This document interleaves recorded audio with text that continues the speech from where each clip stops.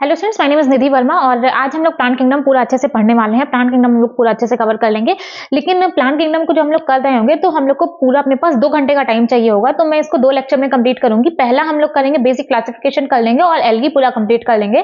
जो next lecture लगाएंगे उसमें अपन कर लेंगे ब्रायो, टेडो, जिम्नो और एंजियोस्पर्म। तो इसमें है भी नहीं, और जो एंजियोस्पर्म है वो पूरा 12th के एनसीईआरटी का एनसीईआरटी में फर्स्ट यूनिट में आपका पूरा एंजियोस्पर्म के बारे में ही वो पूरा चैप्टर है। ठीक है, तो वो हम लोग वहां से कर लेंगे।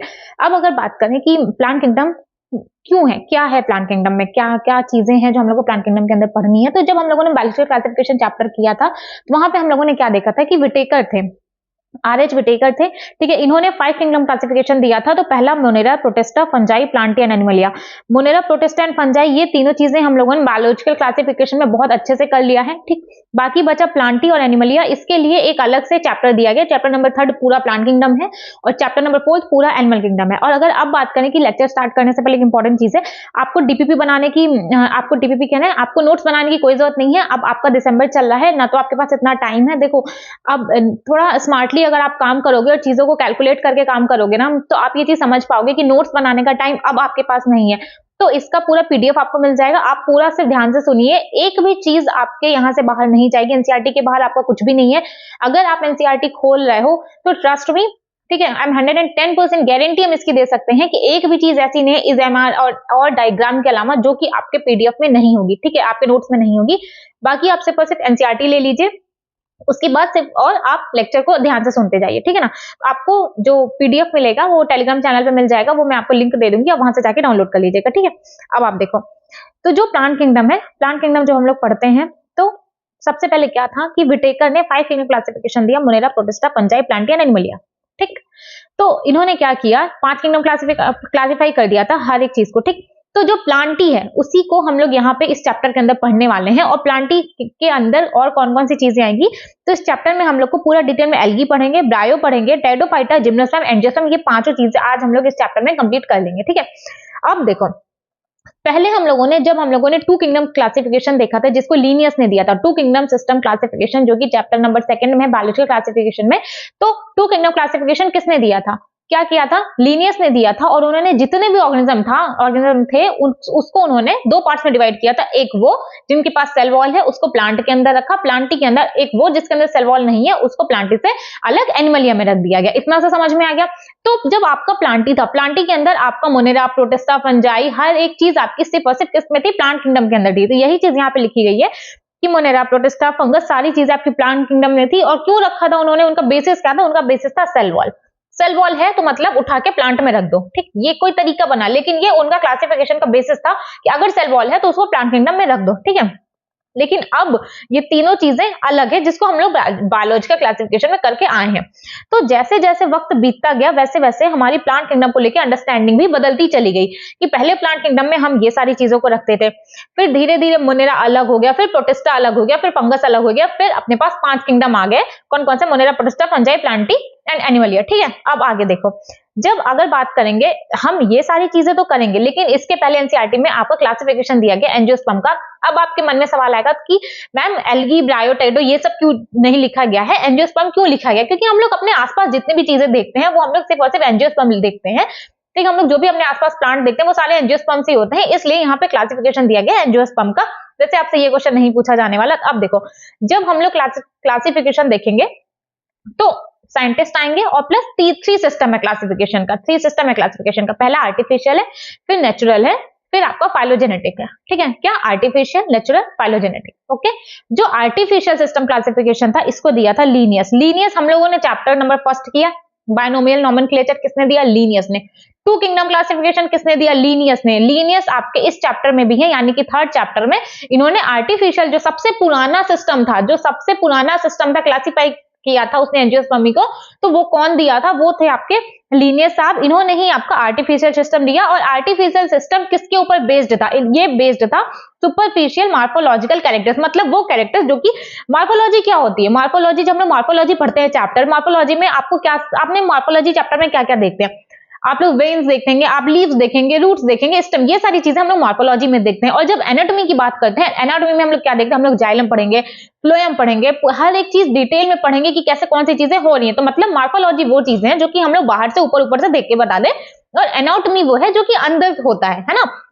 तो देखो, जो आर्टिफिशियल सिस्टम क्लासिफिकेशन था वो सुपरफिशियल मॉर्फोलॉजिकल कैरेक्टर के ऊपर बेस्ड था। और मॉर्फोलॉजिकल कैरेक्टर कौन कौन से, एक तो वेजिटेटिव कैरेक्टर्स और दूसरा सेक्सुअल कैरेक्टर्स। कौन कौन से, वेजिटेटिव एंड सेक्सुअल। एक और बात, जब आप एक सिस्टम पढ़ोगे ना तीनों, इसमें देखो स्टार्टिंग जो 2-3 चैप्टर्स है ना, आपको साइंटिस्ट के नाम रटने में आपको लगेगा कि थोड़ा टफ है, बट आप 1-2 बार कर लोगे, आपको बहुत आसानी से याद हो जाएगा। ठीक, तो देखो पहला वेजिटेटिव है, दूसरा सेक्सुअल कैरेक्टर। कौन कौन से सुपरफिशियल मॉर्फोलॉजिकल कैरेक्टर कौन से लिए, वेजिटेटिव एंड सेक्सुअल। ठीक है, सेक्सुअल कौन से, ये सिर्फ एंड्रोसियम का स्ट्रक्चर लिया था, मतलब मेल्स का होता है ना, गायनेशियम मतलब फीमेल का और एंड्रोसियम मतलब मेल का। ठीक, तो एंड्रोसियम स्ट्रक्चर लिया था, किसका होता है, मेल्स का ना। सेक्सुअल स्ट्रक्चर एंड्रोसियम, गायनेशियम मत ध्यान दीजिएगा, एंड्रोसियम है ना। और वेजिटेटिव जो इनके कैरेक्टर्स थे वो कौन कौन से, कि वो प्लांट कहां पे रह रहा है, क्या शेप है, क्या कलर है, पत्तियां हैं कितनी, मतलब पत्तियों का क्या रंग है, ठीक है, क्या कितनी पत्तियां लगी हुई हैं, ये सारी वेजिटेटिव कैरेक्टर्स होते हैं। तो उन्होंने कौन कौन से वेजिटेटिव कैरेक्टर्स ले लिए और दूसरा सेक्सुअल कैरेक्टर्स को ले लिया। ठीक, अब देखो, अब अगर बात करी जाए कि वेजिटेटिव कैरेक्टर्स बहुत आसानी से चेंज हो जाते हैं। देखो यही चीज एनसीईआरटी में लिखी गई है कि जो वेजिटेटिव कैरेक्टर्स है इजीली अफेक्टेड बाय एनवायरनमेंट। देखो, अब मान लो आप अपने घर में कोई प्लांट लगाते हो, आप उसको प्रॉपर सनलाइट में रखो, प्रॉपर इसको पानी दे रहे हो, और वहीं पे एक आप प्लांट ये लगाते हो जिसको ना तो आप धूप दिखा रहे हो ना तो आप पानी दिखा रहे हो, भाई आपका पौधा मर जाएगा। ठीक है, और अगर मान लो नहीं भी मर रहा है तो आप उसकी पत्तियां मुरझा जाएंगी, पत्तियां थोड़ी टेढ़ी मेढ़ी हो जाएंगी, थोड़ी आपको लगेगा कि कॉन्स्टेक्ट कर गई हैं। आपको ऐसा देखने को मिलता है। थोड़ा चीजों को रिलेट किया करो अपने सराउंडिंग में देख करके कि वेजिटेटिव कैरेक्टर्स किस लिए, इन्वायरमेंट की वजह से क्यों इफेक्ट हो रहे हैं।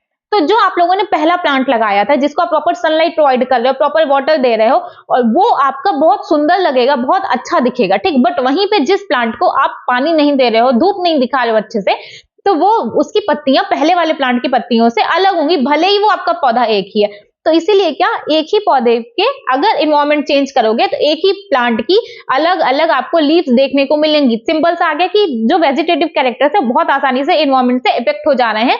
और इन्हीं की गलती क्या थी, इनकी गलती ये थी कि उन्होंने वेजिटेटिव और सेक्सुअल दोनों को इक्वल इंपॉर्टेंस दिया था। भाई इक्वल इंपॉर्टेंस आप क्यों दे रहे हो, जब आपका वेजिटेटिव कैरेक्टर बहुत आसानी से चेंज हो जा रहा है तो इक्वल इंपॉर्टेंस क्यों दे रहे हो। तो यही इस आर्टिफिशियल सिस्टम की गलती थी, इन्होंने इक्वल वेटेज दिया था दोनों कैरेक्टर्स को। ठीक, इसके बाद आया आपका नेचुरल सिस्टम। साइंटिस्ट का नाम है बेंथम एंड हुकर। ठीक, बेंथम एंड हुकर, ओके। ये बेस्ड था नेचुरल एफिनिटी के ऊपर। इन्होंने क्या कहा, इन्होंने कहा कि हम एक्सटर्नल फीचर्स तो लेंगे, मतलब मॉर्फोलॉजी तो लेंगे, साथ ही साथ हम इंटरनल कैरेक्टर्स को भी कंसीडर करेंगे। तो जो हम लोगों ने आर्टिफिशियल पढ़ा वो किस पे था, वो सिर्फ आपके बाहरी सुंदरता के ऊपर था, मतलब मॉर्फोलॉजी के ऊपर बेस्ड था। बट जो नेचुरल है जिसको बेंथम एंड हुकर साहब ने दिया, उनका एक्सटर्नल तो था साथ साथ उनका इंटरनल स्ट्रक्चर के ऊपर भी बेस्ड था, इंटरनल कैरेक्टर्स के ऊपर भी बेस्ड था। अब इंटरनल कैरेक्टर्स कौन कौन से, पहला है आपका अल्ट्रा स्ट्रक्चर। ठीक, अल्ट्रा स्ट्रक्चर कैसा है, एनाटॉमी कैसी है उस प्लांट की, एम्ब्रियोलॉजी कैसी है, फाइटोकेमिस्ट्री कैसी है, इन्होंने ये सारी चीजों को भी कंसीडर किया। ठीक, तो जो नेचुरल क्लासिफिकेशन था, नेचुरल सिस्टम था, वो एक्सटर्नल इंटरनल दोनों कैरेक्टर के ऊपर बेस्ड था। ठीक, इसके बाद आया आपका फाइलोजेनेटिक सिस्टम। यही आज एक्सेप्टेड है आज के टाइम पे भी, और ये बेस्ड था इवोल्यूशनरी रिलेशनशिप्स के ऊपर वेरियस ऑर्गेनिज्म के, कि उन ऑर्गेनिज्म का इवोल्यूशनरी रिलेशनशिप कैसा है, अपने पूर्वजों के साथ उनका रिश्ता कैसा है। अगर वो मिल रहे हैं तो उसको एक अलग ग्रुप में रख दिया जाए, अगर वो किसी और के साथ मिल रहे हैं तो उसको एक अलग ग्रुप में रख दिया जाए। ठीक, तो एग्जाम्पल के तौर पे आप मान लो जितने भी मैमल्स हैं सबका कॉमन इंसेस्टर है, कॉमन कैरेक्टर्स है कौन कौन से, आपको बॉडी हेयर सबके ऊपर मिल जाएगा, आपको ईयर पिन्ना सब में देखने को मिल जाएगा, आपको मेमोरी ग्लैंड सब में मिल जाएगा। इसका क्या मतलब है कि इन सबके कोई ना कोई इनके कॉमन इंसेस्टर रहे हैं, तो ये सारे मैमल्स को एक अलग ग्रुप में कैटेगराइज कर दिया गया। इतना समझ में आ गया। लेकिन कुछ ऑर्गेनिज्म अभी भी ऐसे बच रहे थे जो इसमें नहीं आ रहे थे, तो इसके लिए एक 3 से अलग चीजें आई, अलग टैक्सोनॉमी आई। पहला आया न्यूमेरिकल टैक्सोनॉमी, फिर आया साइटोटैक्सोनॉमी, फिर आया कीमोटैक्सोनॉमी। इसमें तो आपको लर्न करने लायक कुछ है ही नहीं। देखो न्यूमेरिकल टैक्सोनॉमी मतलब कुछ तो न्यूमेरिक्स जैसा होगा, मतलब जो आपका न्यूमेरिकल टैक्सोनॉमी है वो कंप्यूटर के ऊपर बेस्ड है। कंप्यूटर के ऊपर बेस्ड है। इन्होंने क्या किया, सारे ऑब्जर्वेबल कैरेक्टर्स को ले लिया। देखो मेरा क्या प्रॉब्लम है कि मैं बहुत ज्यादा फास्ट बोलती हूँ, जिसकी वजह से मेरे प्रोनाउंसिएशन में गलती हो जाती है। ठीक है, लेकिन हम ट्राई करेंगे कि हम थोड़ा सा धीरे बोलने की कोशिश करें, क्योंकि आप लोग को लगता है कि अगर कोई गलत बोल दे रहा है तो पाप हो जा रहा है। ठीक है, तो उसको थोड़ा सा अवॉइड कर दो। फास्ट बोलने की वजह से, वो मेरी शायद हैबिट में है, फास्ट बोलने की वजह से प्रोनाउंसिएशन में कई बार मुझसे गलती हो जाती है, मिस्टेक हो जाती है ना। अब देखो, जो न्यूमेरिकल टैक्सोनॉमी था वो किस पे बेस्ड था, उन्होंने कंप्यूटर का यूज किया उसमें। इन्होंने क्या किया, सारे ऑब्जर्वेबल कैरेक्टर्स को लिया, हर एक को नंबर दिया, कोड दिया, ठीक। अब एक साथ कंप्यूटर है तो ऑब्वियस है, कंप्यूटर है तो उसमें जरूरी नहीं है ना कि हम एक ही चीज डालेंगे तो एक ही निकलेगा। कंप्यूटर, हम लोग कंप्यूटर किस लिए यूज करते हैं कि एक साथ सारी चीजें हो जाए, एक साथ बहुत सारी चीजें, बहुत सारे काम हो जाए। तो एक साथ में जो कंप्यूटर था, एक साथ में वो 100 कैरेक्टर्स को ले रहा था, ठीक। अब देखो, जो कैरेक्टर्स थे, हर एक कैरेक्टर को इक्वल इंपॉर्टेंस दिया गया, किसमें, न्यूमेरिकल टैक्सोनॉमी। तो क्या न्यूमेरिकल टैक्सोनॉमी में किसके ऊपर बेस्ड था, ऑब्जर्वेबल कैरेक्टर्स के ऊपर, और कंप्यूटर का यूज किया जा रहा था। और इसमें क्या हो रहा था, इन्होंने हर एक कैरेक्टर को इक्वल इंपॉर्टेंस दिया। इसके बाद आता है आपका साइटो टैक्सोनॉमी। साइटो टैक्सोनॉमी आपको क्या, आपको नाम से नहीं समझ में आ रहा है कि साइटो टैक्सोनॉमी क्या है, कि साइटोलॉजिकल इंफॉर्मेशन के ऊपर बेस्ड है। साइटोलॉजिकल इंफॉर्मेशन क्या, क्रोमोसोम नंबर क्या है, क्रोमोसोम का स्ट्रक्चर क्या है, क्रोमोसोम का बिहेवियर क्या है। उसके बाद आता है आपका कीमो टैक्सोनॉमी। कीमो मतलब कुछ तो केमिकल से रिलेटेड कुछ तो होगा, तो ये किसके ऊपर बेस्ड है, based on chemical constituent of plant, ठीक है, based on chemical constituent of plant. अब एल्गी स्टार्ट करने से पहले एक बार हम लोग इसको रिवाइज कर लेते हैं। देखो, जो प्लांट किंगडम है, प्लांट किंगडम में हम लोग ये सारी चीजें पढ़े तो बकवास है। देखो, इसके बाद यहां से स्टार्ट है कि सिस्टम कौन कौन से आए। तो जब एंजियोस्पर्म को क्लासिफाई किया जा रहा था, 3 सिस्टम आए थे। पहला सिस्टम था आर्टिफिशियल, किसने दिया, लीनियस ने। दूसरा सिस्टम क्या, नेचुरल, किसने दिया, बेंथम एंड हुकर ने। और थर्ड है फाइलोजेनेटिक, जो कि आज के लिए एक्सेप्टेड है, मतलब करेंटली एक्सेप्टेड आपका कौन सा चल रहा है, फाइलोजेनेटिक सिस्टम ही आपका चल रहा है। अब देखो, जो आर्टिफिशियल था वो सिर्फ मार्फोलॉजी के ऊपर बेस्ड था, जो नेचुरल था वो मार्फोलॉजी के ऊपर भी बेस्ड था, एक्सटर्नल कैरेक्टर्स इंटरनल दोनों के पे बेस्ड था। जो फाइलोजेनेटिक था वो ये देख रहा था कि उसका कोई भी ऑर्गेनिज्म है, उसका अपने पूर्वजों के साथ रिलेशनशिप कैसा है, वो बेस्ड है इवोल्यूशनरी रिलेशनशिप के ऊपर। लेकिन जो ऑर्गेनिज्म इसके अंदर नहीं आ रहे थे उसको फर्दर डिवाइड किया गया, उनके लिए फर्दर क्लासिफिकेशन आया, न्यूमेरिकल, साइटोलॉजिकल एंड साथ साथ कीमोटैक्सोनॉमी, ठीक। Cytotaxonomy sorry and कीमोटैक्सोनॉमी। जो न्यूमेरिकल टैक्सोनॉमी है उसमें ऑल ऑब्जर्वेबल कैरेक्टर्स लिए गए, ठीक, हर एक कैरेक्टर को इक्वल इंपॉर्टेंस दिया गया और कंप्यूटर का यूज किया जा रहा था, ठीक। जो साइटोटैक्सोनॉमी है ये साइटोलॉजिकल इंफॉर्मेशन के ऊपर बेस्ड था, क्रोमोसोम का नंबर क्या है, क्रोमोसोम का स्ट्रक्चर क्या है, क्रोमोसोम का बिहेवियर कैसा है। फिर आया आपका कीमोटैक्सोनॉमी। नाम से क्या समझ में आ रहा है, कुछ तो इसमें केमिकल जैसा होगा। तो कीमोटैक्सोनॉमी आपका किसके ऊपर बेस्ड है, केमिकल कंस्टिट्यूएंट ऑफ प्लांट्स के ऊपर आपका कीमोटैक्सोनॉमी बेस्ड है। इतना समझ में आ गया। इसके बाद अब हम लोग एक एक करके हर एक चीज को पढ़ेंगे। पहले एल्गी करेंगे, फिर ब्रायो, टेट्रो, जिम्नो एंड एंजियोस्पर्म आपका 12th में, ठीक। तो एल्गी में क्या होता है, एल्गी के नाम से आपको क्या समझ में आता है, एल्गी है तो कहीं ना कहीं पानी में रह रही होगी, ठीक। तो जो आपका एल्गी है वो मेनली तो आपका एक्वाटिक होता है। देखो, जैसे हम लोग एल्गी पढ़ेंगे, एल्गी आपका पानी में है, तो जब हम लोग ब्रायोफाइटा पढ़ेंगे तो वो सैडी प्लेसेस पर रहेगा, हल्का धीरे धीरे धीरे ये आपका जमीन पे आने का कोशिश कर रहा है, ठीक। एल्गी पढ़ोगे वो आपका शेडी प्लांट है, सॉरी एक्वाटिक रहेगा। साथ ही साथ जब आप ब्रायो पढ़ोगे तो वो शेडी एरिया में रहेगा। उसका जब आप टेरिडोफाइट्स पढ़ेंगे तो वो टेरेस्ट्रियल प्लांट होता है। तो धीरे धीरे देखो, जब आप एल्गी से जिम्नोस्पर्म में जाओगे ना, एंजियोस्पर्म में, तो धीरे धीरे धीरे डेवलपमेंट आप देखोगे, धीरे धीरे धीरे ग्रोथ होती हुई देखोगे कि कोई चीज, जैसे मान लो कि पहले आपकी झोपड़ी है, मान लो पहले आपके पास घर ही नहीं है, फिर आपके पास झोपड़ी आई, उसके बाद आपने एटलीस्ट झोपड़ी से, कच्चे घर से पक्का घर बनाया, मतलब जिसमें आप ईंट से अच्छा सा आपका एक कमरा है, ठीक है, आपका वॉशरूम है, आपका किचन है। उसके बाद आपका एक बहुत अच्छा घर बन गया जिसमें आपके 4-5 कमरे हैं, ठीक है, 2-3 वॉशरूम्स हैं, किचन है, हॉल है, ड्राइविंग एरिया है, आपका गार्डन है, पूल है, हर एक चीज है। तो क्या झोपड़ी से जहां कुछ नहीं था वहां से इतनी चीजें आई, क्या ग्रोथ हुई ना। तो उसी तरीके से जब आप एल्गी से एंजियोस्पर्म में जाओगे तो धीरे धीरे आपको चेंजेस देखने को मिलेंगे। तो आज हम लोग एल्गी कवर करेंगे। तो एल्गी देखो, एल्गी क्या है, एल्गी का जो प्लांट होता है, प्लांट तो पहली बात नहीं होता। एल्गी सिंपल इसका स्ट्रक्चर होता है, थैलॉइड होता है, रूट स्टेम लीफ इसमें आपको देखने को नहीं मिलते। क्या रूट स्टेम लीफ आपको एल्गी में देखने को नहीं मिलते हैं।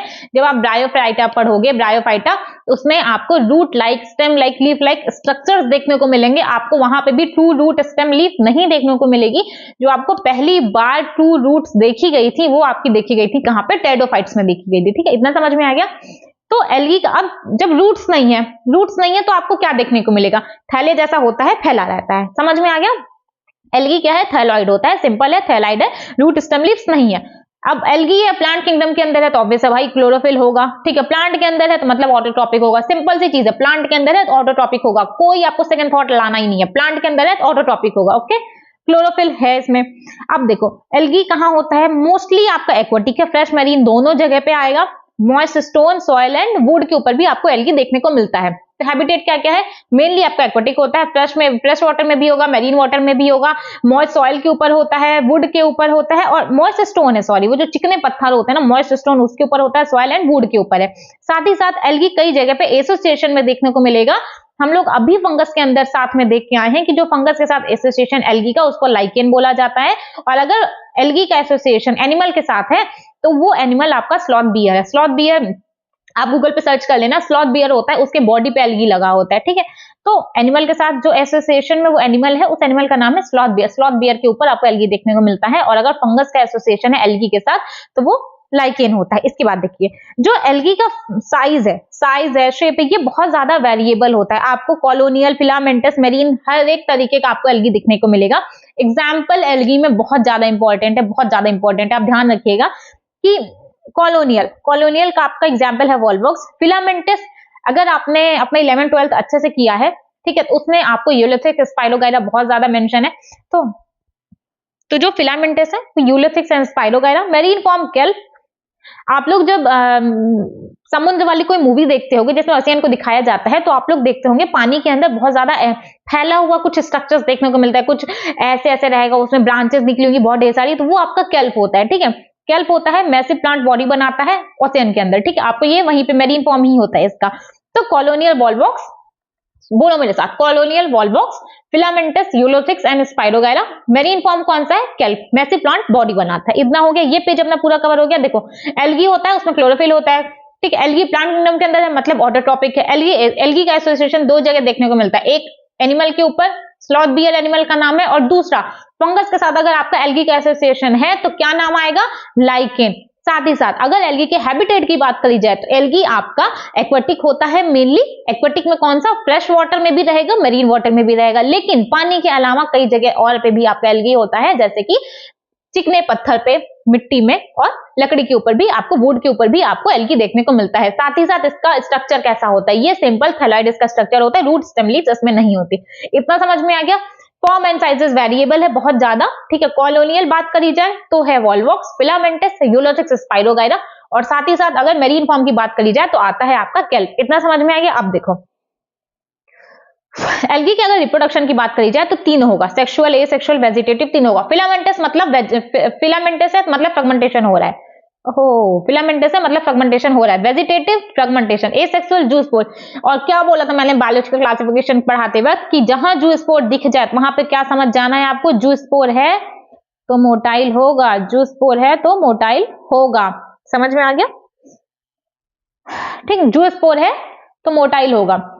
सेक्सुअल ऑब्वियस है, सेक्सुअल है, गैमेट्स का फ्यूजन होगा। तो वेजिटेटिव, फ्रेगमेंटेशन, एसेक्सुअल, जूस्पोर, और अगर सेक्सुअल है तो फ्यूजन हो रहा है गैमेट्स का। अब इसमें क्या है, गैमेट के फ्यूजन, 3 टाइप के गैमेट्स दिए जा रहे हैं, ठीक है। आइसोगैमस कुछ जगह होता है, कुछ जगह एनाइसोगैमस होता है, कुछ जगह oogamous टाइप का सेक्सुअल रिप्रोडक्शन होता है। अब बात की जाए आइसोगैमस कहां पे होता है, तो देखो कई बार क्या होता है, ये ध्यान रखिएगा कि जो आइसोगैमस है उसमें सिमिलर साइज होगी। आइसोगैमस में क्या सिमिलर साइज देखने को मिल रही है, बट दो एग्जाम्पल क्यों दिए गए हैं कि जो यूलोथिक्स है उसमें बोथ गैमेट मोटाइल है, बट जो स्पाइरोगाइरा है इसमें नॉन मोटाइल है। जहां पे एनएम दिख रहा है नॉन मोटाइल, देखो सिंपल सी चीज है। आइसोगैमस मतलब सिमिलर इन साइज, आइसोगैमस मतलब साइज सिमिलर है, आइसोगैमस मतलब साइज सिमिलर है, एन आइसोगैमस मतलब साइज डिसिमिलर है। क्या, आइसोगैमस मतलब साइज सिमिलर है।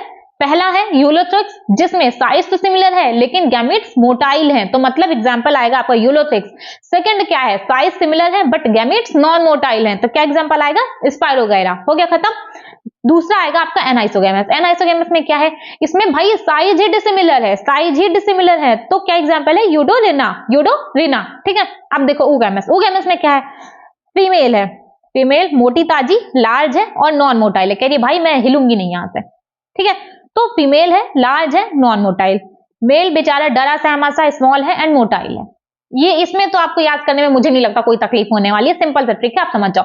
फीमेल है, मोटी ताजी है, बोल रही है मैं यहां से हिलूंगी नहीं। लेडीज के अंदर थोड़ा रहता है ना, घमंड रहता है, पता नहीं किस चीज का, वो ज्यादा अच्छी है, ज्यादा सुंदर है, होता है, ठीक। तो थोड़ा ट्रिक्स के लिए है, इसको आप दिल पे मत ले लेना। फीमेल है, लार्ज है और नॉन मोटाइल है। मेल है, स्मॉल है, डरा सहमा सा है, स्मॉल है और मोटाइल है। खत्म बात। एग्जाम्पल है वॉल्वॉक्स एंड प्यूकस। आइसोगैमस एग्जाम्पल कौन कौन सा था? यूलोथिक्स, स्पाइरोगारा। यूलोथिक्स में क्या है? गैमीट सिमिलर इन साइज है, बट अगर मोटाइल है तो एग्जाम्पल यूलोथिक्स, अगर नॉन मोटाइल गैमीट्स हैं तो एग्जाम्पल है स्पाइरोगारा। डिसिमिलर इन साइज कौन से? यूडोरिना। ठीक, इसके बाद आएगा अगर large and non motile gamete है, फीमेल गैमीट है, और साथ साथ मोटाइल और स्मॉल गैमीट है, मेल गैमीट है सॉरी, तो आएगा आपका ऊगैमस। एग्जाम्पल है वॉल्वॉक्स एंड प्यूकस। समझ में आ गया? कोई डाउट नहीं है। इसके बाद देखो एल्गी को 3 क्लासेस में डिवाइड किया गया है, Chlorophyceae, Phaeophyceae, Rhodophyceae. Chlorophyceae, Phaeophyceae, Rhodophyceae ए तीनों में कॉमन रख लीजिएगा। बी सी डी आपको लर्न करने में बिल्कुल दिक्कत नहीं होगी, जैसे मैं ज्यादा जोर नहीं देने वाली। क्लोरोफाइसी में क्या है? ए एंड बी है, फियोफाइसी में ए एंड सी है, रोडोफाइसी में ए एंड डी है। क्लोरोफाइसी ग्रीन कलर का होगा, रोडोफाइसी आर से क्या, रोडोफाइसी में आर से क्या समझ में आ रहा है? रेड कलर का होगा। फिर बचा फियोफाइसी, एक ही बचा है, वही आपका ब्राउन कलर का होगा। ठीक, chlorophyceae A and B green colour, phaeophyceae A and C brown colour, rhodophyceae A and D red colour. खत्म। अब देखो एक एक करके हम लोग तीनों को पढ़ेंगे।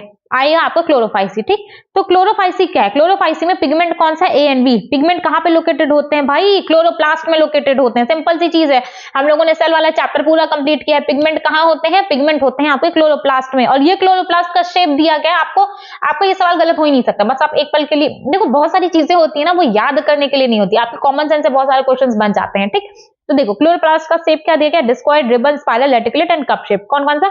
Discoid, ribbon, spiral, reticulate and cup shape. अगर आपका पेपर सब्जेक्टिव होता ना तब आपको दिक्कत आती है, बट आपका पेपर ऑब्जेक्टिव है, थोड़ा बहुत इधर उधर आप दिमाग लगाओगे ना, आपको चीजें नहीं लर्न है बट आपकी आंखों ने उसको देख रखा है, तो आपको वो चीज रिकॉल हो जाएगी। ठीक, अगर आपको ऐसा क्लोरोप्लास्ट का शेप नहीं पूरा आपको रटना नहीं है, फर्स्ट ऑफ ऑल आपने देख लिया हाँ भाई ये शेप है, आपको वो चीज ध्यान रहेगी। आप एक दो बार नजर घुमाओ तो सही। जैसे हम लोग किसी को देख लेते हैं, हमें रोड पे चलते कोई अच्छा लग जाता है, हम देख लेते हैं, आपके साथ डेफिनेटली होता होगा ये, तो आप उसका चेहरा नहीं भूलते है ना, तो आप इस पे भी नजर डालोगे तो आप ये भी नहीं भूलोगे। बट एक बार आप अपना देखने का नजरिया चेंज करिए, लाइफ में प्रायोरिटीज चेंज करिए फिलहाल के लिए, तब आपको समझ में आएगा कि आप ये सब भी रट सकते हो बहुत अच्छे से। हाँ, इसके बाद देखिए, एक या उससे ज्यादा स्टोरेज बॉडी होती है, क्या बोलेंगे? पायरिनॉइड। स्टोरेज बॉडी को पायरिनॉइड बोला गया है। कहां पे होती है? क्लोरोप्लास्ट के। क्लोरोप्लास्ट में आपको पायरिनॉइड होता है और क्या करता है? Contain protein beside starch. Starch के पास में प्रोटीन होता है। ठीक है, ये चीज ध्यान रखिएगा, यहां से सवाल आ चुका है। Pyrenoid located in chloroplast, contain protein beside starch. ये दो बातें ध्यान रखिएगा कि एक तो क्लोरोप्लास्ट में होता है, दूसरा प्रोटीन होता है स्टार्च के साथ साथ। अब देखो क्लोरोफाइसी में आपको कॉलोनियल, फिलामेंटस, यूनिसेलुलर सारे तरीके का देखने को मिलेगा। कॉलोनियल भी देखने को मिल रहा है, फिलामेंटस भी देखने को मिल रहा है, और साथ ही साथ यूनिसेलुलर भी देखने को मिल रहा है। रिजिड सेल वॉल होती है। इनर सेलुलोज प्लांट है तो सेलुलोज ध्यान ही रखो। Inner cellulose, outer pectose. Inner cellulose, outer pectose. Some algae store food in the form of oil droplets. Mainly तो स्टार्च दिया गया है, लेकिन कुछ ऐसी भी होती हैं जो कि ऑयल ड्रॉपलेट के फॉर्म में भी फूड को स्टोर करती हैं। तो इस पेज हम लोगों ने क्या क्या दिया? Chlorophyceae pigment A and B कहां पे होता है? क्लोरोप्लास्ट के अंदर। क्लोरोप्लास्ट का शेप दिया गया कौन कौन सा? डिस्कॉइड है, रिबन है, ठीक है, कप शेप्ड है, और साथ ही साथ रेटिकुलेट भी है, स्पाइरल। ठीक है, साथ ही साथ एक या उससे ज्यादा स्टोरेज बॉडी होती है, उसको पायरिनॉइड कहते हैं। पायरिनॉइड कहां होता है? तो क्लोरोप्लास्ट में लोकेटेड होता है। दूसरा कंटेन करता है क्या? प्रोटीन को बिसाइड स्टार्च के पास में ना। और साथ ही साथ कॉलोनियल, फिलामेंटस, यूनिसेलुलर के एल्गी आपके किसमें आएंगे? क्लोरोफाइसी के अंदर। रिजिड सेल वॉल होती है, अंदर की सेलुलोज की होती है, बाहर की पेक्टोज की होती है। लेकिन कुछ एल्गी ऐसे होते हैं जो अपना स्टोर फूड करते हैं, फूड को स्टोर करते हैं ऑयल ड्रॉपलेट्स के फॉर्म में। इतना हो गया। अब देखो रिप्रोडक्शन वही, वेजिटेटिव है फ्रेगमेंटेशन, एसेक्सुअल है फ्लैजिलेटेड जूस पोर। आपको ध्यान ही नहीं रखना भाई, जूस पोर है तो मोटाइल होगा, मोटाइल होगा, मोटाइल है किसकी वजह से? फ्लैजिला है तभी तो मोटाइल है। तो देखो जूस पोर फ्लैजिलेटेड किसमें? जूस पोर है तो किसमें होगा? जूस पोरेंजिया में ही तो होगा। जैसे कूनिडिया हम लोगों ने देखा था, तो कूनिडिया किसमें था? कूनिडिया पोर पे था ना।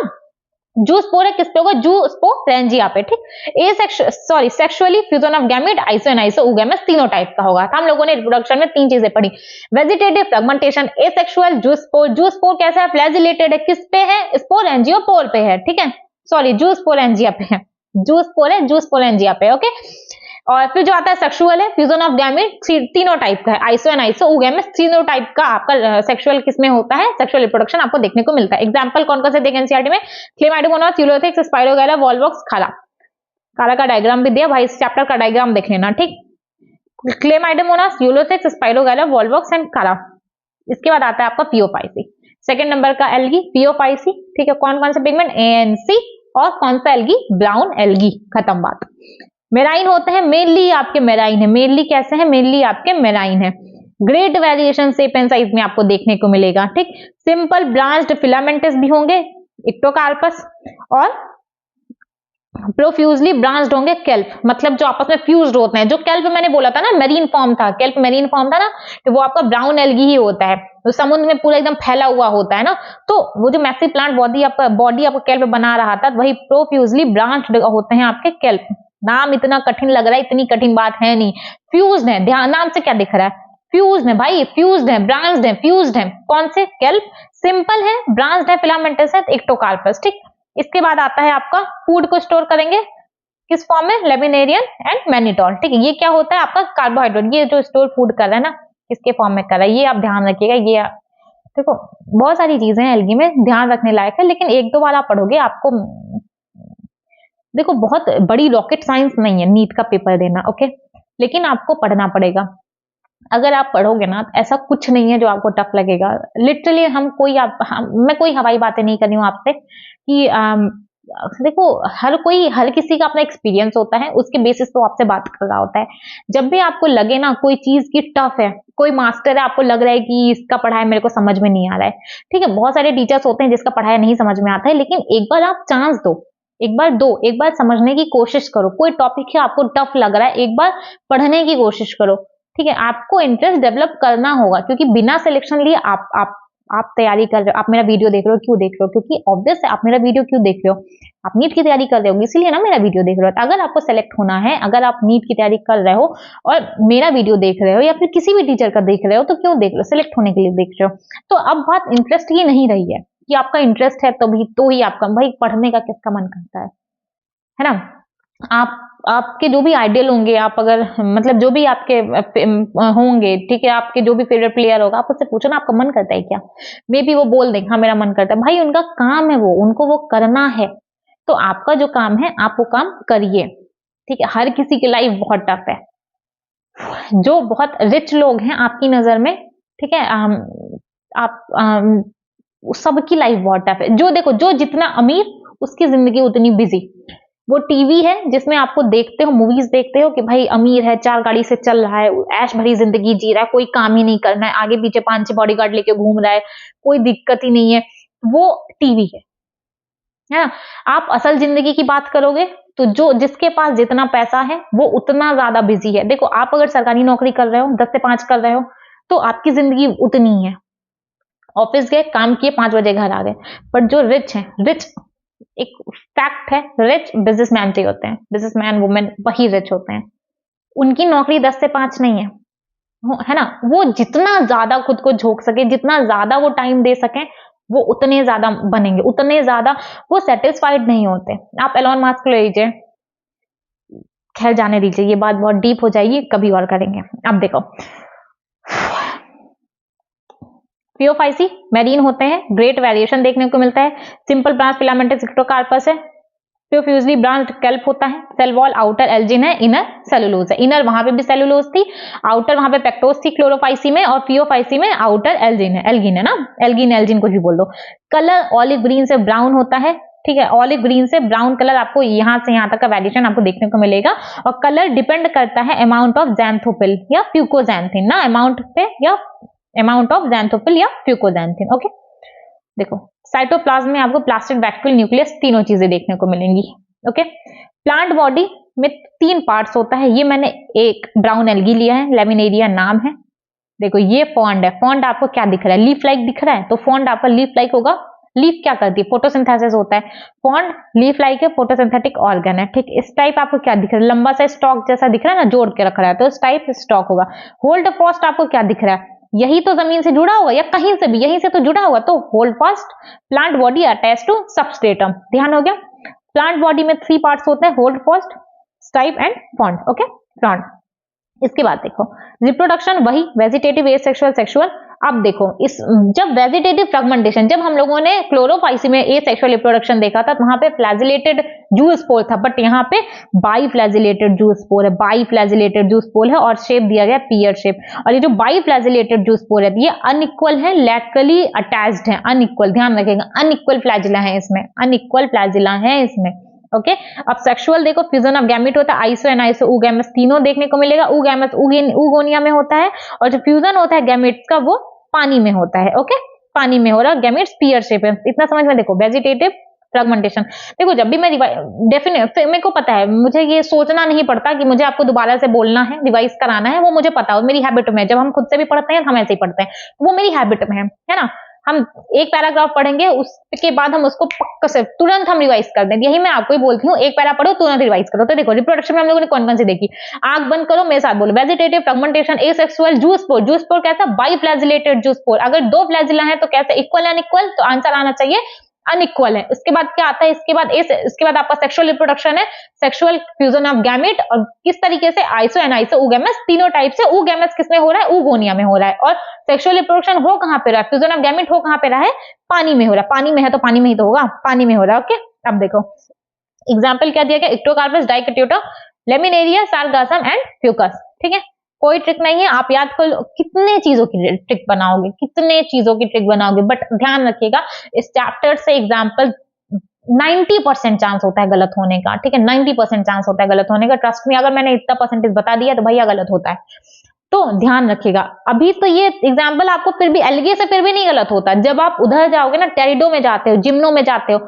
तब आपका एग्जाम्पल्स में गलती करते हो आप वहां पे, इसलिए एग्जाम्पल ध्यान रखिएगा, एग्जाम्पल में बहुत ज्यादा गलती होगी। यहाँ पे गलती नहीं होगी एल्गी में, ब्रायोटेडो एनजीओ में बहुत ज्यादा मिस्टेक्स होती है, इसलिए वहां पे ध्यान रखिएगा। Okay Rhodophyceae, red algae, red algae कौन कौन सा पिगमेंट था, ए एंड डी, मेजॉरिटी मेराइन होता है। देखो ये भी आपका मेराइन ही था।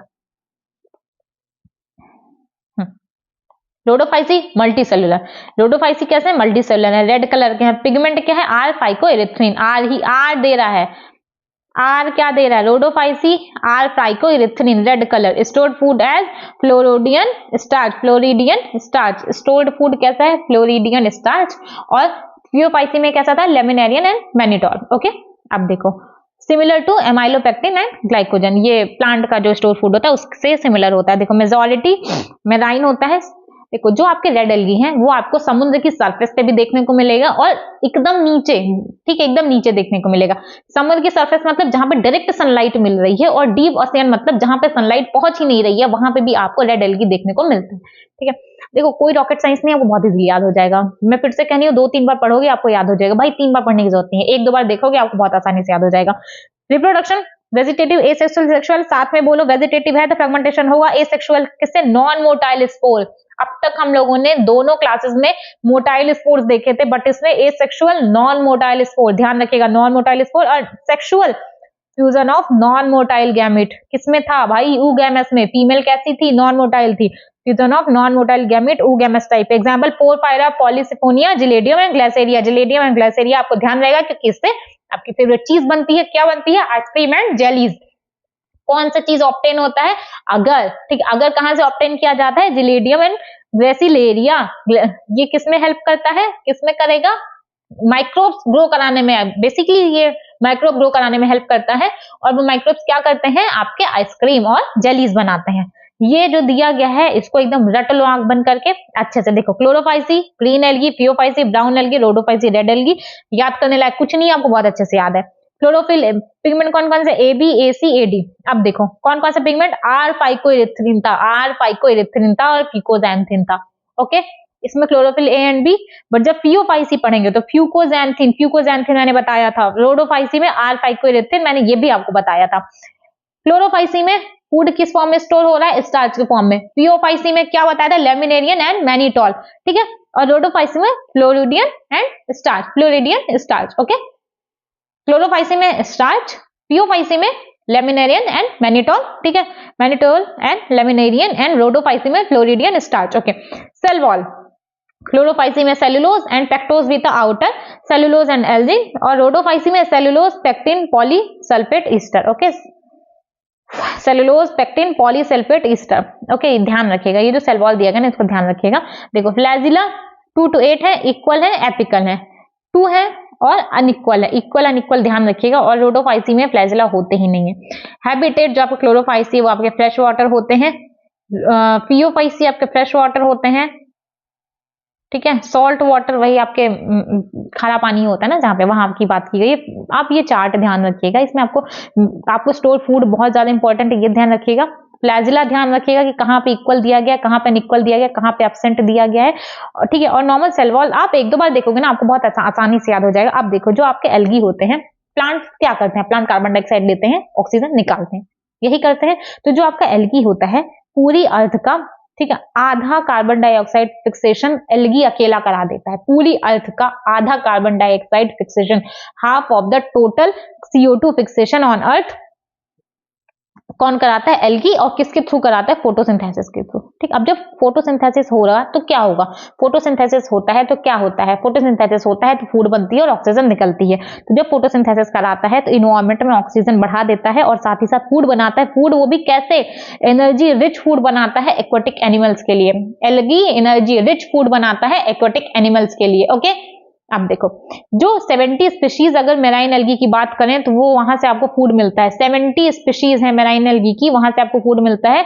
3 एग्जांपल दिया गया है, Porphyra, Laminaria and Sargassum. Porphyra, Laminaria and Sargassum ध्यान रखिएगा, बहुत आसान है। Porphyra, Laminaria and Sargassum, okay. Chlorella एक एल्गी होता है, कैसा, प्रोटीन रिच होता है, यूनिसेलुलर बहुत ज्यादा छोटा सा होता है। तो जो स्पेस ट्रैवलर होते हैं वो भी क्लोरेला को यूज करते हैं स्पेस में ले जाने में, ओके। बहुत ज्यादा स्पेस नहीं लेता है और प्रोटीन बहुत ज्यादा होता है इसमें, ठीक।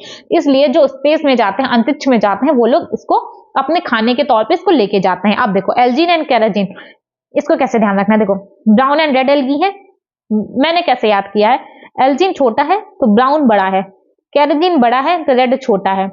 छोटा मतलब अल्फाबेट देख लो ना, एल्जीन ब्राउन, केराजिन रेड, मुझे इसी तरीके से ध्यान है, अगर बाकी आप देख लो। एल्जीन ब्राउन, केराजिन रेड, क्या करते हैं, produce large amount of hydrochloride. Hydrochloride मतलब वाटर होल्डिंग कैपेसिटी जिसमें होती है, वो बहुत ज्यादा अमाउंट में कौन प्रोड्यूस करता है, एल्जीन एंड केराजिन। एल्जीन आपका ब्राउन एल्गी है एंड केराजिन आपका रेड एल्गी है। इसके बाद देखिए अगर ऑब्टेन किया जाता है जिलेडियम एंड ग्रेसिलेरिया से सॉरी, और ये दोनों आपके रेड एल्गी हैं। और अगर क्या करता है, अगर से क्या होता है, आइसक्रीम और जेली बनती है। हम लोगों ने क्या क्या देख लिया है इंपॉर्टेंस में। देखो जो एल्गी होता है आपका, एक तो पूरी अर्थ का आधा कार्बन डाइऑक्साइड कौन फिक्स कर देता है, अकेली एल्गी कर देती है, किसके थ्रू, फोटोसिंथेसिस के थ्रू। फोटोसिंथेसिस हो रही है तो क्या होगा, फोटोसिंथेसिस हो रही है तो एक तो इन्वायरमेंट में ऑक्सीजन निकलेगा बहुत ज्यादा अमाउंट में और साथ ही साथ फूड भी बनता है। फूड किसके लिए, एक्वाटिक एनिमल्स के लिए। और फूड है कैसा, फूड में बहुत ज्यादा अमाउंट में एनर्जी होती है, एनर्जी रिच फूड बनाता है आपका एल्गी एक्वाटिक एनिमल्स के लिए। 70 स्पीशीज है मेरीन एल्गी की जो कि एज अ फूड यूज की जाती है। 3 का एग्जांपल दिया गया, पोरफायरा, लेमिनेरिया एंड सार्गासम, ठीक। पोरफायरा आपका रेड एल्गी है, लेमिनेरिया एंड सार्गासम आपका दोनों कौन सा, ब्राउन एल्गी, ओके। अब देखो क्लोरेला प्रोटीन रिच होता है, जो स्पेस में ट्रेवल करते हैं वो आपका क्लोरेला यूज करते हैं क्योंकि वो यूनिसेलुलर होता है, बहुत छोटा होता है। एल्जीन एंड केराजिन दो एल्गी होता है। एल्जीन एंड केराजिन क्या करता है, लार्ज अमाउंट में प्रोड्यूस करता है हाइड्रोकोलाइट्स को। एल्जीन आपका ब्राउन एल्गी है, केराजिन आपका रेड एल्गी है। साथ ही साथ अगर से क्या होता है, अगर ऑब्टेन किया जाता है जिलेडियम एंड ग्रेसिलेरिया से, ठीक है। और अगर क्या करता है, अगर आइसक्रीम और जेली बनाने में हेल्प करता है। इतना समझ में आ गया। देखो अब आपका ये आपका पूरा खत्म हो गया, एल्गी खत्म हो गया है। इसके बाद आपका बचता है एक ब्रायो बचेगा, टेरिडो और जिम्नो, ठीक है ना। ये हम लोग एक घंटे या 1 घंटे 15 मिनट जाएगा। ये आपका बनेगा लगभग 40-45 मिनट का आपका ये वीडियो है, ठीक है। 1 घंटे सवा घंटे का आपका वो वीडियो बनेगा। आपका टोटल 2 घंटे के अंदर, 2 घंटे में आपका ये पूरा चैप्टर प्लांट किंगडम तैयार हो जाएगा, ओके। 2 घंटे के अंदर तैयार हो जाएगा। नोट्स बनाने की कोई जरूरत नहीं है, नोट्स आपको यहीं पे मिल जाएगा t.me/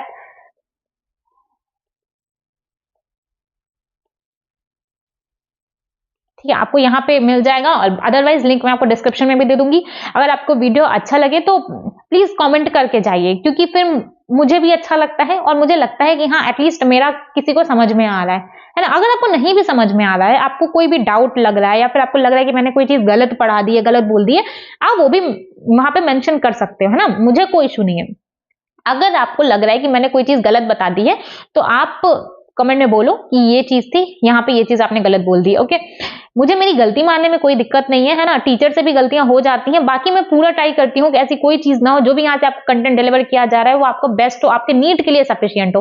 तो मैं गारंटी लेती हूँ आपको आपको इस चैप्टर में क्या क्या देखना है, इस चैप्टर में आपको एक एनसीईआरटी से डायग्राम देख लीजिएगा। इसके अलावा मैंने एक भी चीज नहीं है जो कि मेरे इस नोट्स में जो भी मैं आपको प्रोवाइड करूंगी, जहां से भी मैं आपको पढ़ा रही हूँ, उसमें एक भी चीज ना हो जो कि आपके एनसीईआरटी में लिखी है और आपके नोट्स में नहीं। आपको हर एक चीज मिल जाएगी, है ना। तो आपको खुद से नोट्स, शॉर्ट नोट्स, देखो बायोलॉजी में शॉर्ट नोट जैसी कोई कॉन्सेप्ट नहीं होता, कोई चीज नहीं होती। आपको हर एक चीज रिवाइज करनी है इस एमआर के अलावा, है ना। आपको हर एक चीज पढ़नी है, आपको हर एक चीज आपको मेरे नोट्स में मिल जाएगा। एंड सेकंड, आपका दिसंबर चल रहा है, बहुत कम टाइम बचा है भैया, बहुत ज्यादा कम टाइम बचा है। आप पढ़ाई करो, ठीक है। देखो, 1000 बार बोलने वाली बात नहीं होती, मैंने पहले भी बोला है, जिसको पढ़ना है वो पढ़ेगा, जिसको नहीं पढ़ना है वो नहीं पढ़ेगा। मेरे या किसी के भी कह देने से आप नहीं पढ़ने वाले हो, ठीक। लेकिन अगर आप नहीं पढ़ रहे हो, अगर आप मेरा वीडियो देख रहे हो, तो आप सोचो ना आप क्या करोगे। नहीं पढ़ रहे हो तो कुछ और करो, नहीं पढ़ना है तो आप ना टाइम मत वेस्ट करो। आपका टाइम बहुत ज्यादा प्रीशियस है, बहुत ज्यादा इंपॉर्टेंट है, उसका वैल्यू समझो, है ना। आज के टाइम पे छोटे छोटे से बच्चे हैं, रील बना के पैसे कमा रहे हैं। भाई माना कि वो गलत है, वो कुछ भी कर रहे हैं, वो बहुत ज्यादा गलत कर रहे हैं, लेकिन देखो ना, हर कोई अर्न कर रहा है ना। तो आप बेरोजगार रह करके क्या कर लोगे, अपने माँ बाप के ऊपर ही बोझ बनोगे और कल को उन्हीं को ब्लेम कर दोगे। तो बेहतर है पढ़ाई करिए, बहुत ज्यादा कम टाइम बचा हुआ है, ठीक है। आपका मई में पेपर है, पढ़ो लिखो ऐश करो। कब करो? पेपर होने के बाद करो। मैं रिजल्ट आने तक का मैं नहीं बोल रही, देखो अपना काम है 100% देना। सिलेक्शन होना नहीं होना अलग होती है। देखो लोग क्या बोलते हैं कि मैं 100% दूंगा, बट फिर भी अगर मेरा अच्छा नंबर नहीं आएगा तो मेरी फैमिली सपोर्ट नहीं करेंगी। देखो जब आप 100% दोगे ना भैया, आपका कॉन्फिडेंस अलग होगा। उस मोमेंट पे फैमिली नहीं डांटती, आप वो चीज फेस नहीं किए हो, इसलिए आपको नहीं पता है। आपको लगता है कि अगर 650 नंबर पे सिलेक्शन हो रहा है, क्या लगता है आपको, अगर आपका 650 नंबर पे अगर सिलेक्शन हो रहा है, अगर आपको लगता है कि आपके 645 नंबर आ जाएगा तो आपकी फैमिली वाले आपकी जान ले लेंगे, तो आप बहुत गलत सोच रहे हो। फैमिली वाले हैं, ठीक है, आपको इतना बड़ा किए हैं, आपको समझते हैं, हर कोई समझता है। अगर इसके बाद अगर आप पीछे हटना चाहो तो आप शौक से हटो। एटलीस्ट चलो 645 नहीं भी आ रहा है, आपको 550 आ रहा है, 600 आ रहा है, मेहनत तो करो। एक बार 100% दो, आपसे नहीं हो रहा है, ठीक है, छोड़ दो, खुशी से छोड़ दो।